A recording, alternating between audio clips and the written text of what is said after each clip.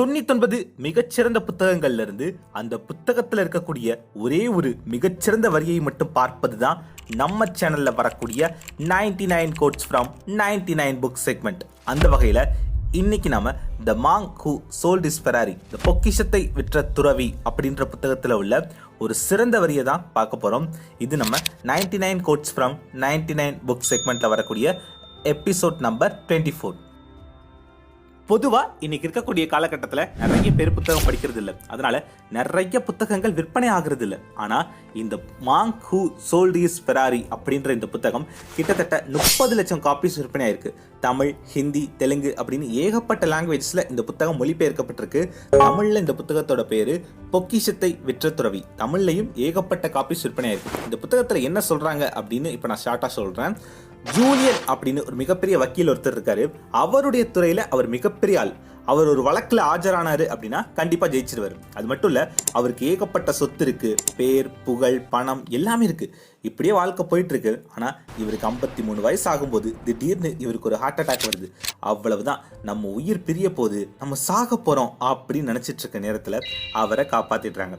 அப்போ இந்த heart attack அப்புறம் தான் அவர் யோசிக்கிறாரு, இவ்வளவுதான் வாழ்க்கையா? இந்த வக்கீல் வேலையை பார்த்து 4-5 கேஸ்ல ஆஜராகவும் பணம் சம்பாதிக்கவும் மட்டும்தான் நம்ம படைக்கப்பட்டோமா? இதுதான் வாழ்க்கையா அப்படின்னு அவருக்குள்ள ஒரு கேள்வி வருது. நானும் ஏதோ ஒரு வாழ்க்கையை வாழ்ந்திருக்கேன், ஆனா என்னுடைய வாழ்க்கை நிறைவா இல்லை அப்படின்னு அவர் யோசிக்கிறார். அதாவது வாழ்க்கையை சாதாரணமா வாழ்றதுக்கும் நிறைவான வாழ்க்கையை வாழ்வதற்கும் ஒரு வித்தியாசம் இருக்கு. நான் அப்படி ஒரு நிறைவான வாழ்க்கையை வாழல அப்படின்னு அவர் யோசிக்கிறார்.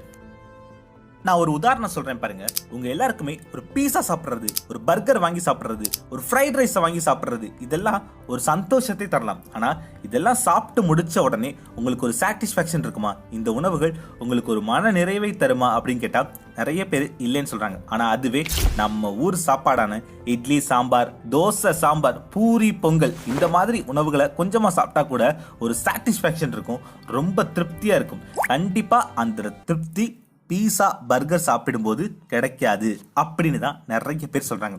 அப்போ அந்த மாதிரி பீஸா பர்கர் உணவுகளை சாப்பிடும்போது வயிறு நிறையும், அவ்வளவுதான். ஆனா நம்ம ஊர் உணவுகளை சாப்பிடும்போது தான் நமக்கு ஒரு மன நிறைவு வரும், சாட்டிஸ்ஃபேக்ஷன் வரும், மனசு நிறைஞ்சிருக்கும் அப்படின்னு நிறைய பேர் சொல்றாங்க. அதே மாதிரிதான் ஏதோ பணம் சம்பாதிக்கிறது அப்படின்னு வாழ்றதுக்கும் ஒரு சாட்டிஸ்ஃபேக்ஷனான வாழ்க்கையை வாழ்றதுக்கும் நிறைய டிஃப்ரெண்ட் இருக்கு அப்படின்னு அந்த வக்கீல் சொல்றாரு. அப்போ வாழ்க்கையோட அர்த்தம் என்ன, நம்ம எதற்காக படைக்கப்பட்டோம் அப்படின்னு அவர் யோசிக்கிறார். இந்த கேள்விக்கான பதில் அமெரிக்காவில் கிடைக்காது. புனித நாடு, பல புண்ணிய ஸ்தலங்களை கொண்ட நாடு, ஆன்மீகத்துல பல வருடங்களுக்கு முன்னாடியே முன்னேறிய நாடு நம் இந்திய திருநாட்டில் தான் இதற்கான பதில் கிடைக்கும் அப்படின்னு மிகப்பெரிய வக்கீலா இருக்கக்கூடிய அவர் எல்லா வேலையும் விட்டுட்டு அமெரிக்காவில இருந்து இந்தியாவுக்கு வந்து இதற்கான பதிலை தேடுறாரு. இந்தியாவில் இமயமலை போறாரு. அங்க உள்ள யோகிகள், சாதுக்கள் இவங்களெல்லாம் பார்க்குறாரு. சில ஆசிரமங்கள்ல தங்கி அவங்க கிட்ட இருந்து ஏதாவது கத்துக்க முடியுமா அப்படின்னு பார்க்குறாரு. அப்படி அவர் இந்தியா வந்து என்னென்ன விஷயங்களை கத்துக்கிட்டாரு. ஏதோ நம்மளும் இந்த உலகத்துல ஒரு வேலையை பார்த்தோம், பணம் சம்பாதிச்சோம், செத்தோம் அப்படின்ற ஒரு வாழ்க்கையை வாழாம எப்படி ஒரு நிறைவான வாழ்க்கையை வாழலாம் அப்படின்னு தான் இந்த புத்தகத்துல சொல்லியிருக்காங்க. இந்த முழு புத்தகத்தை பற்றியும் இந்த புத்தகத்துல சொல்லப்பட்ட பல முக்கியமான கருத்துக்களை பற்றியும் நான் இன்னொரு நாள் சொல்றேன். இப்போ இந்த புத்தகத்துல உள்ள ஒரு முக்கியமான வரியை மட்டும் நான் இப்போ சொல்றேன். உனது அறிவுத்திறனை விடவும் உன்னால் முடியும் என்ற எண்ணமே அதிக முக்கியத்துவம் வாய்ந்தது. Your confidence is more important than your intellectual ability. அதாவது நமக்கு இருக்கக்கூடிய அறிவு திறனை விட, திறமையை விட நம்மளால முடியும் அப்படின்ற நம்பிக்கை தான் ரொம்ப ரொம்ப முக்கியம் அப்படின்னு இந்த புத்தகத்துல ராபின் சர்மா சொல்றாரு. நம்மளால முடியும் அப்படின்ற இந்த நம்பிக்கை இல்லாதனால தான் நிறைய பேரால ஜெயிக்க முடியல. அதே நேரத்துல கொஞ்சம் திறமை கம்மியா இருந்தா கூட, கொஞ்சம் அறிவுத்திறன் கம்மியா இருந்தா கூட நிறைய பேர் ஜெயிக்கிறதுக்கான மிக முக்கியமான காரணம் நம்மளால முடியும் அப்படின்ற அந்த நம்பிக்கை மட்டும்தான். இதற்கு 2-3 உதாரணங்களை நான் சொன்னா உங்களுக்கு இன்னும் தெளிவா புரியும். பிரேம் கணபதி அப்படின்ற ஒருத்தர் தூத்துக்குடி பக்கத்துல ஒரு கிராமத்துல ஹோட்டல் வேலை பார்த்துட்டு இருக்காரு. அப்போ இன்னொருத்தர், உனக்கு நான் மும்பையில் ஒரு நல்ல ஹோட்டலில் வேலை வாங்கி தரேன், அங்கே நல்ல சம்பளம் கிடைக்கும் அப்படின்னு கூப்பிட்டு போயிட்டு அவருடைய பணத்தையும் உடைமைகளையும் அபகரிச்சுட்டு அவரை மும்பையில் நடு ரோட்டில் விட்டு போயிட்டார். இதைத் தொடர்ந்து 17 வயசான அந்த பிரேம் கணபதி அவர்கள் மும்பையில் பாத்திரம் கழுவுற வேலை பார்த்தார். பல நாள் பாத்திரம் கழுவுற வேலை பார்த்த பிறகு அந்த ஹோட்டல் முதலாளி கிட்ட போயிட்டு, அட்லீஸ்ட் எனக்கு இந்த ஹோட்டலில் ஒரு சர்வர் வேலையாவது கொடுங்க அப்படின்னு கேட்டு பார்த்தாரு. ஆனால் அன்னைக்கு காலகட்டத்தில் 1990களில் மும்பையில் தமிழர்களுக்கு அந்த மாதிரி சர்வர் வேலை கூட கொடுக்கக்கூடாது, அவனை பாத்திரம் கழுவுற வேலை அந்த மாதிரி வேலை தான் பார்க்க வைக்கணும் அப்படின்னு மும்பையில் ஒரு எழுதப்படாத சட்டமே இருந்ததுன்னு சொல்லலாம். நிறைய தமிழர்கள் அப்போ அப்படி கஷ்டப்பட்டுட்டு தான் இருந்தாங்க. அதனால் நீ ஒரு தமிழனாக இருந்தால் பாத்திரம் தான் கழுவணும் அப்படின்னு சொல்லிட்டாங்க. இதை தொடர்ந்து அங்கிருந்து வெளியே வந்து டீ விற்கிற வேலை பார்க்குறாரு. பிறகு அவராகவே ஒரு டீ கடை வச்சு கொஞ்சம் கொஞ்சமாக முன்னேறி இன்னைக்கு தோசா பிளாசா அப்படின்ற ஒரு மிகப்பெரிய பிராண்டை உருவாக்கியிருக்காருங்க. மும்பையில் தோசா பிளாசா அப்படின்ற இந்த கடையை பற்றி தெரியாதவங்க யாருமே இருக்க முடியாது. மும்பையில் உள்ள பெரிய பெரிய மாலில் கேஎஃப்சி, மெக்டொனால்ட் போன்ற அந்நிய நிறுவனங்கள் இருக்கோ இல்லையோ, கண்டிப்பாக மும்பையில் உள்ள எல்லா மால்லையும் தோசா பிளாசா அப்படின்ற இவருடைய கடை இருக்கும். இந்த தோசா பிளாசா அப்படின்ற கடை மூலமாக மட்டுமே வருஷத்துக்கு 5 கோடி ரூபாய் சம்பாதிக்கிறாருங்க. இந்த பிரேம் கணபதி அவர்கள் என்ன சொல்றாரு அப்படின்னா, மும்பையில் பல வருஷம் நான் பாத்திரம் கழுவுற வேலை தான் பார்த்துருக்கேன். இன்னைக்கு நான் பாத்திரம் கழுவலாம், ஆனால் இன்னைக்காவது ஒரு நாள் என் வாழ்க்கை மாறும், நம்ம நிறைய பணம் சம்பாதிப்போம் அப்படின்ற நம்பிக்கை எனக்குள்ள இருந்தனால மட்டும்தான் இன்னைக்கு நான் இந்த இடத்துல இருக்கேன். நான் வருஷத்துக்கு இப்போ 5 கோடி சம்பாதிக்கிறேன் அப்படின்னா அதற்கு அந்த நம்பிக்கை தான் முதல் காரணம் அப்படின்னு சொல்றாரு. இதைத்தான் இந்த புத்தகத்திலேயே சொல்றாங்க, அறிவுத்திறனை விட நம்மால் முடியும் என்ற எண்ணம் முக்கியம். இப்போ இன்னொரு உதாரணம் சொல்றேன் பாருங்க. இவங்க தான் அருணிமா சின்ஹா. இவங்க ஒரு ட்ரெயின்ல டிராவல் பண்ணிட்டு இருக்கும்போது சில திருடர்கள் இவங்க கழுத்துல போட்டிருந்த தங்க சங்கிலியை பறிச்சுட்டு ஓடுற ட்ரெயின்ல இருந்து இவங்களை தள்ளி விட்டுருக்காங்க. அன்னைக்கு நடந்த விபத்துல இவங்களுடைய ஒரு காலை இழந்துட்டாங்க. அவ்வளவுதான், இனிமே காலம் முழுக்க நீ ஊனமா தான் இருக்கணும், உன்னாலலாம் நடக்கவே முடியாது அப்படின்னு தான் சில பேர் சொன்னாங்க. ஆனா கொஞ்சம் கொஞ்சமா செயற்கை கால் பொருத்தி நடக்க ஆரம்பிச்சாங்க. அப்புறம் ஓட ஆரம்பிச்சாங்க. அதன் பிறகு மும்பையை சுற்றியுள்ள சில சின்ன சின்ன மலைகளை ஏற ஆரம்பிச்சாங்க. அப்பதான் அவங்க இன்னும் மிகப்பெரிய கனவுகளை காண ஆரம்பிச்சாங்க. எவரெஸ்ட் சிகரத்தில் இதுவரைக்கும் யாராவது ஒரு மாற்றுத்திறனாளி ஏறி இருக்காங்களா அப்படின்னு தேடி பார்க்குறாங்க. அப்பதான் அவங்களுக்கு தெரிய வருது, இதுவரைக்கும் எந்த ஒரு மாற்றுத்திறனாளியும் எவரெஸ்ட் சிகரத்தில் ஏறினதில்லை அப்படின்னு. இனி இதுதான் என்னுடைய இலக்கு அப்படின்னு மிகப்பெரிய இலக்கை தீர்மானிச்சாங்க. எவரெஸ்ட் சிகரத்தில் ஏறவும் செஞ்சாங்க.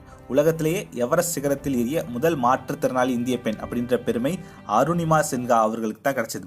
கை கால் நல்லா இருக்க நிறைய பேரால கூட அந்த எவரெஸ்ட் சிகரத்தை ஏற முடியல, பாதியிலே பின்வாங்கியிருக்காங்க. ஆனால் ஒரு காலை இழந்த பின்பும் அவங்களால எப்படி ஏற முடிஞ்சது? என்னால் முடியும் அப்படின்ற நம்பிக்கை மட்டும்தான் காரணம் அப்படின்னு சொல்றாங்க. அறிவு திறனை விட, திறமையை விட நம்மளால முடியும் அப்படின்ற அந்த நம்பிக்கை ரொம்ப ரொம்ப முக்கியம்னு சொல்றாங்க அருணிமா சின்ஹா. சரி, இன்னொரு உதாரணம் சொல்றேன் பாருங்க. இவர் தான் நந்தகுமார் ஐஆர்எஸ் அவர்கள். சின்ன வயசுல இவருக்கு டிஸ்லெக்சியா அப்படின்ற கற்றல் குறைபாடு இருந்தது. அதாவது போர்டில் பி அப்படின்னு எழுதியிருந்தாங்கன்னா இவர் கண்ணுக்கு அது டி மாதிரி தெரியும், சி அப்படின்னு எழுதியிருந்தாங்கன்னா இவர் கண்ணுக்கு அது எஸ் மாதிரி தெரியும். இந்த மாதிரி கற்றல் குறைபாடு அவருக்கு இருந்தது. இவர் 6வது படிக்கும்போது இவருக்கு தமிழ் கூட சரியா வாசிக்க தெரியாது. இவர் கூட இருந்த பசங்க எல்லாம் இவரை பயங்கரமா கேலி பண்ணாங்க. இவருடைய ஆசிரியர்கள், உனக்கு சரியா வாசிக்க கூட தெரியல, நீ எல்லாம் என்ன படிக்க போற அப்படின்னு பயங்கரமா திட்டினாங்க.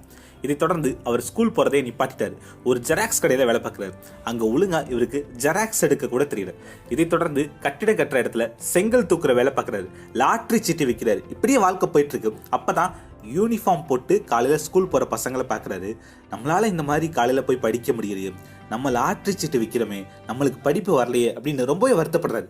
நமக்கு படிக்கணும்னு ஆசை இருக்குது, ஆனால் நம்மளை கிண்டல் பண்ணக்கூடிய மாணவர்களோ ஆசிரியர்களோ இல்லாமல் நல்ல ஆசிரியர்கள் கிடைச்சா படிக்கலாமே அப்படின்னு யோசிக்கிறாரு.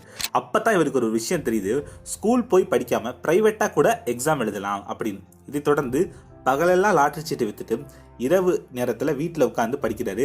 8th ஸ்டாண்டர்ட் ப்ரைவேட்டாக எழுதி பாஸ் பண்ணுறாரு. பிறகு 10th ப்ரைவேட்டாக எழுதி பாஸ் பண்ணுறாரு. இதை தொடர்ந்து 12th எக்ஸாமும் ப்ரைவேட்டாகவே எழுதி பாஸ் பண்ணிட்டாரு. 12th எக்ஸாம்லலாம் வெறும் ஜஸ்ட் பாஸ் தான். 1200 மார்க்குக்கு வெறும் 548 மார்க் எடுத்து எல்லா பாடங்கள்லையும் ஜஸ்ட் பாஸ் தான் ஆனார். இருந்தாலும் நம்பிக்கையோட அடுத்து காலேஜில் போய் படிக்கிறாரு. காலேஜில் நல்ல மதிப்பெண்களோட பாஸ் பண்ணுறாரு. இதை தொடர்ந்து நம்ம ஒரு மாவட்டத்தோட கலெக்டராக மாறணும், IAS எக்ஸாம் எழுதணும் அப்படின்னு ஆசைப்படுறாரு. அதற்காக ப்ரிப்பேர் பண்ண ஆரம்பிக்கிறார். இந்தியாவிலேயே கடினமான தேர்வான UPSC எக்ஸாமுக்காக படிக்கிறாரு. அதையும் கிளியர் பண்ணுறாரு. கிட்டத்தட்ட 10 லட்சம் பேர் எழுதின அந்த எக்ஸாமில் அகில இந்திய அளவில் 30வது ரேங்க் எடுத்து பாஸ் பண்ணாருங்க. யோசிச்சு பாருங்க, டிஸ்லெக்சியா அப்படின்ற கற்றல் குறைபாடு இருக்கக்கூடிய என்னாலேயே எப்படி கடினமான தேர்வை பாஸ் பண்ண முடிஞ்சுது. உங்களுக்கெல்லாம் ஒரு பக்கத்தை ஒரு தடவை படித்து வாசிச்சாலே புரியும். ஆனால் எனக்கு ஒரு பக்கத்தை 20 முறை 30 முறை வாசிச்சா தான் புரியும். இந்த மாதிரி கற்றல் குறைபாடு இருக்கக்கூடிய என்னால் எப்படி இந்த எக்ஸாமை பாஸ் பண்ண முடிஞ்சுது? என்னால் முடியும் அப்படின்ற நம்பிக்கையினால மட்டும்தான் நான் அந்த எக்ஸாமை பாஸ் பண்ணேன். அந்த நம்பிக்கை உங்ககிட்ட இருந்ததுன்னா உங்களாலையும் பாஸ் பண்ண முடியும்னு சொல்றாரு நந்தகுமார் ஐஆர்எஸ் அவர்கள். இதைத்தான் இந்த புத்தகத்திலையும் சொல்றாங்க. உனது அறிவுத்திறனை விடவும் உன்னால் முடியும் என்ற எண்ணமே அதிக முக்கியத்துவம் வாய்ந்தது. இதுதான் இந்த புத்தகத்துல உள்ள ஒரு மிகச்சிறந்த வரி. இது நம்ம 99 கோட்ஸ் ஃப்ரம் 99 புக் செக்மெண்ட்ல வரக்கூடிய எபிசோட் நம்பர் 24. இதற்கு முன்னாடி இருக்க எபிசோட்லாம் பார்க்கணும்னா கீழே டிஸ்கிரிப்ஷன் லிங்க் இருக்கு, கண்டிப்பாக போய் பாருங்க. அதே மாதிரி நம்ம எப்படி டெய்லி நம்ம ஃபோனுக்கு சார்ஜ் போடுறோமோ, எப்படி நம்ம டெய்லி சாப்பிட்றோமோ, அதே போல நம்ம மனசுக்கும் சார்ஜ் பண்ணணும். நல்ல நல்ல மோட்டிவேஷன் கதைகளை பாருங்க, நல்ல நல்ல மோட்டிவேஷன் வீடியோக்களை பாருங்க. அவை உங்களுக்குள்ள ஒரு பாசிட்டிவ் எனர்ஜியை உண்டாக்கும். அதே போல இந்த புத்தகத்தில் உள்ள ஒரே ஒரு மிகச்சிறந்த வரியே இவ்வளோ நல்லா இருக்கு. இந்த புத்தகத்தில் உள்ள இன்னும் பல முக்கியமான கருத்துக்களை தெரிஞ்சுக்கணும்னு ஆசைப்பட்டீங்க அப்படின்னா இந்த புத்தகத்தை வாசிங்க. இல்லை இந்த புத்தகத்தில் உள்ள பல முக்கியமான கருத்துக்களையும் பாயிண்டா நான் இன்னொரு வீடியோல சொல்றேன். அது வரைக்கும் நம்ம சேனலை தொடர்ந்து பார்த்துக்கிட்டே இருங்க. ட்ரீம் பிக், அச்சீவ் பிக், என்னுவதெல்லாம் உயர்வு.